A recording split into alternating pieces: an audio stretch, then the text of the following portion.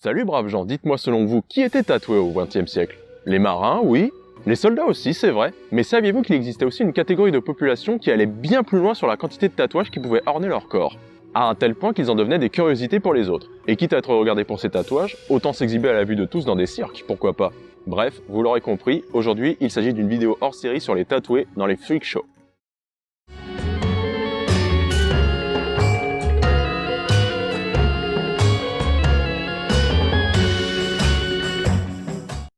Car c'est bien de cela dont nous avons parlé, d'hommes et de femmes qui étaient tellement tatoués qu'ils en sont devenus de véritables attractions vivantes. Car oui, il faut savoir qu'à l'époque, à moins de traîner dans des quartiers miteux ou avoir servi dans l'armée, il était bien rare d'être confronté à une personne tatouée, comparé à aujourd'hui où c'est devenu bien plus courant. Ce sont donc les cirques et autres fêtes foraines itinérantes qui ont énormément contribué à faire connaître le tatouage en Occident, notamment dans les provinces. Selon les sources, la première personne tatouée à s'être exhibée devant un public était un Français du nom de Jean-Baptiste Cabri. Un Français originaire de Bordeaux. D'abord engagé en tant que marin, il s'échoue en 1795 aux Marquises et épousera la fille d'un chef local, et en conséquence de cela, se fera tatouer à la manière locale, montrant ainsi que la tribu l'avait totalement accepté. Après s'être enfui grâce à des explorateurs russes, il débarquera en 1817 en Russie à la cour du Tsar, et parcourra par la suite avec une troupe les foires d'Europe, en connaissant un certain succès, puis mourra en 1822 dans la fosse commune, oubliée de tous. Il n'était pas rare que d'anciens marins ou d'anciens soldats n'ayant plus de boulot mais une bonne quantité de tatouages se fassent intégralement tatouer pour ensuite entamer une carrière dans les cirques. Et parmi tous ces hommes phénomènes exhibés durant des représentations, on peut en noter quelques-uns qui étaient plutôt célèbres pour leur époque. Et on retrouve encore également des hommes phénomènes assez célèbres aujourd'hui encore. Car oui, les freak shows existent toujours bel et bien, mais ça, je vous en reparlerai un petit peu plus tard dans la vidéo.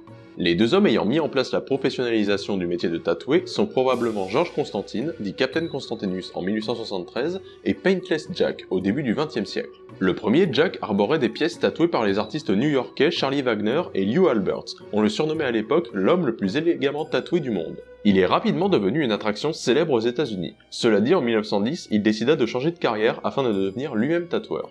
Et aussi étonnant que cela puisse paraître, ce genre de cas n'était pas rare du tout, puisque les tatoués côtoyaient bon nombre de tatoueurs dans les foires et les cirques. Ils en profitaient pour apprendre les différentes techniques de tatoueurs afin de le devenir eux-mêmes, pour ne pas rester indéfiniment des bêtes de foire. Le deuxième, Constantinus, ou Captain Constantinus, quant à lui, portait 388 dessins, tous en couleur sur l'ensemble de son corps, y compris ses doigts et son visage, chose rare pour l'époque, tatouage qu'il s'est d'ailleurs fait tatouer intentionnellement, histoire de s'exhiber.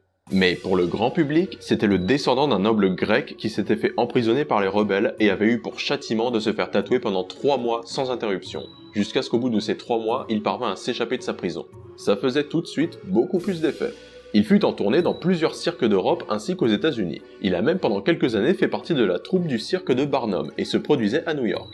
Vous savez, Barnum, l'homme qui a dirigé de nombreux spectacles et freak shows durant le 19e siècle et qui a d'ailleurs profondément marqué l'industrie du cirque. Et parmi toutes ces personnes, il a engagé entre autres de nombreuses personnes tatouées pour ses spectacles. Mais il est bon à savoir que cette profession de tatoué n'était pas réservée qu'aux hommes, on comptait aussi bon nombre de femmes qui étaient également ancrées des pieds jusqu'au cou.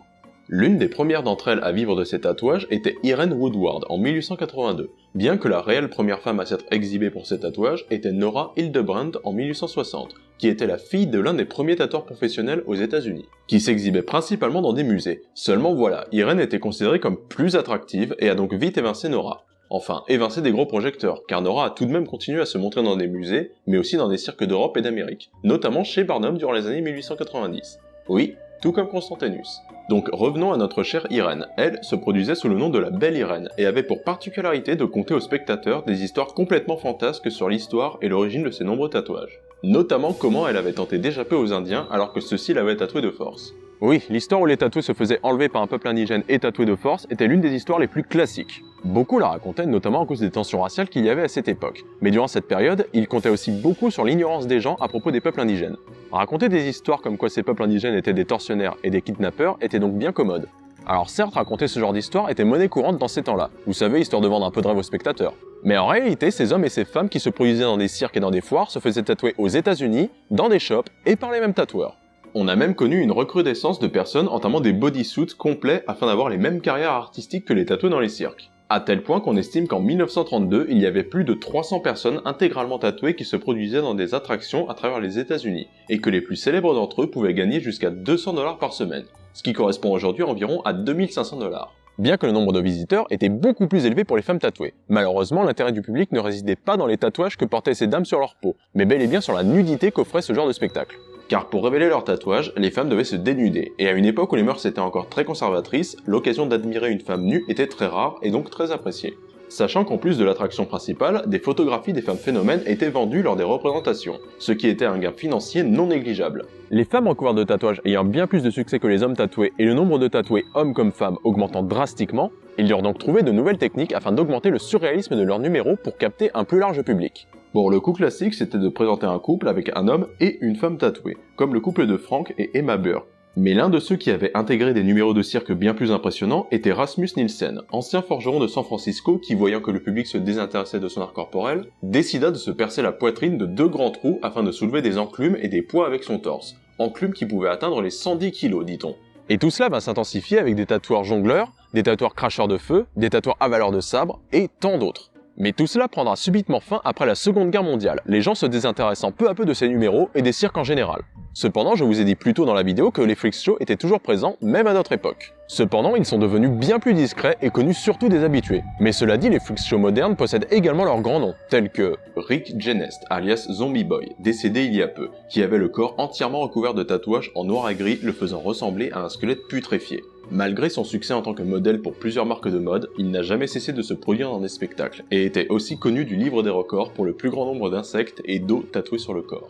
Mais il y a aussi Eric Sprague, mieux connu sous le pseudonyme de Lizardman, un homme couvert de tatouages en forme d'écailles vertes ainsi que de modifications corporelles le faisant ressembler à un lézard. Il vit de ses modifications corporelles en se mettant en spectacle dans des freak shows modernes, comme le Jim Rose Circus, ainsi qu'à certains concerts, tels que ceux de Slayer, Disturbed ou Slipknot. Mais il fait aussi des apparitions à la télévision ou encore des performances en public, où il réalise bien d'autres numéros, tels qu'avaler des épées, soulever des poids avec ses trous dans les lobes d'oreilles, avaler des insectes, et bien d'autres numéros impressionnants ayant pour but de choquer le public. Et encore, je ne vous ai parlé que des 2 freaks les plus connus, il en existe bien d'autres avec des modifications corporelles tout aussi étonnantes. On peut remarquer qu'ils en possèdent de plus en plus et doivent cumuler des tours extrêmement impressionnants s'ils veulent se faire remarquer, le tout bien sûr à un âge de plus en plus jeune.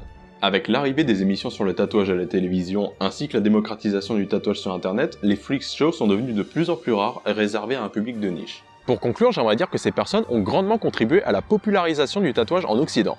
Mais ce que je déplore, c'est que l'aura de mystère qui entourait ces personnes tatouées s'est étiolée au fur et à mesure des années, mais heureusement sans disparaître pour autant. Toujours est-il que ces hommes et ces femmes ont une vision du tatouage qui est bien plus subversive que les autres, que ce soit les anciens comme les plus récents. Et je suis personnellement ravi que des gens décident encore de braver la norme et le politiquement correct pour se montrer en spectacle, se marquer la peau de manière aussi poussée et devenir de véritables œuvres d'art vivantes pour certains et certaines. Cette vidéo est à présent terminée, j'espère qu'elle vous a plu et que vous avez pu apprendre pas mal de choses sur ces hommes et ces femmes phénomènes.